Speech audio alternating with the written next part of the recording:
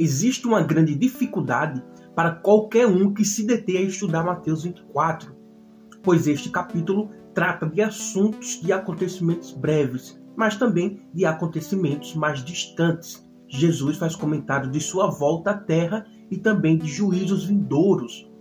Todos os assuntos se misturam no decorrer do discurso, trazendo dificuldade de interpretação. O que nos cabe é buscar a melhor harmonização possível dos textos, sem ferir o contexto, numa busca das verdades escatológicas. Ou seja, existem basicamente 3 teorias a respeito dos sinais de Mateus, capítulo 24, versículo 1 ao 15, e eu já vou explicar aqui. Mas antes, se você gosta dos meus conteúdos, já compartilha.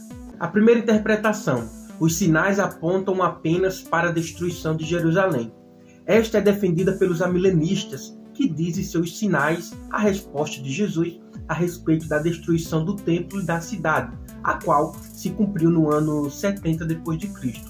O fato de Jesus iniciar sua resposta aos discípulos dando-lhes sinais, isso não indica que estes se referiam à destruição do templo, já que a pergunta também era com respeito à sua volta. Também podemos destacar que predições feitas por Jesus não se cumpriram naquele tempo, como, por exemplo, terremotos em grande escala, guerras mundiais, versículo 7, e muito menos a pregação do evangelho em todo o mundo, vindo após isso o fim, como você pode ver no versículo 14. Portanto, é impossível afirmar que os sinais indicam a destruição de Jerusalém. Essa é a primeira interpretação. A segunda teoria é que os sinais apontam para o arrebatamento da igreja. Estes vêm se cumprindo ao longo dos anos, porém tendo se intensificado nos últimos tempos. Bom, esta teoria é defendida por uma parte dos pré-milenistas. Estes acreditam que os sinais estão ligados diretamente ao arrebatamento. Esta possibilidade é grande, porém tem alguns problemas aqui que eu quero mostrar para vocês. Primeiro, segundo Jesus, não haveria sinais diretos e específicos que marcariam o arrebatamento da igreja, como o texto de Mateus 24, versículo 36 e 44. Segundo, o texto de Mateus 24, versículo 13 e 15, não é específico e trata de um longo período de tempo.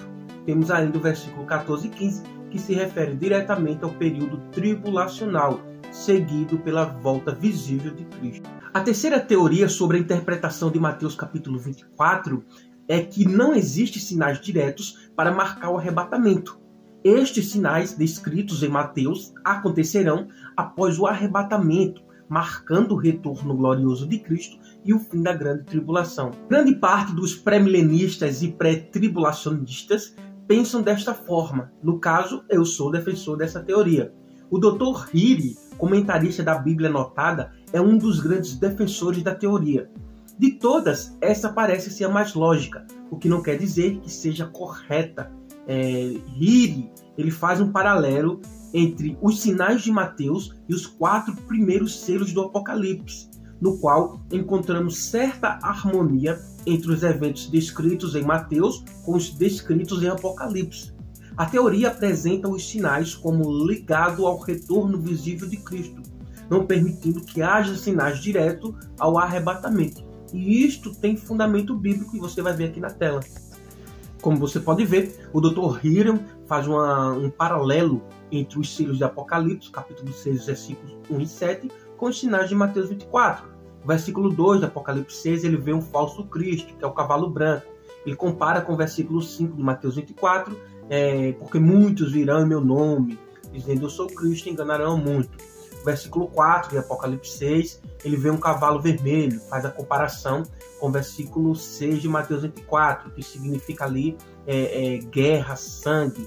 E o versículo 5 de Apocalipse 6, ele vê um cavalo preto e faz uma comparação com o versículo 7 de Mateus 24, onde está simbolizando guerra, fome, etc. Dá uma pausa aí, você vai analisar direito. Ao fim de completar este raciocínio, podemos utilizar o 5º selo, que fala dos mártires do período tribulacional, em especial o versículo 9, comparando-o à predição de Cristo, onde se refere à morte de seus discípulos por causa de seu nome, Mateus 24, versículos 9 e 10. Também se pode utilizar o 6º selo, onde são vistos sinais no céu, versículo 12 e 14, e compará-los a Lucas, capítulo 21, versículo 25.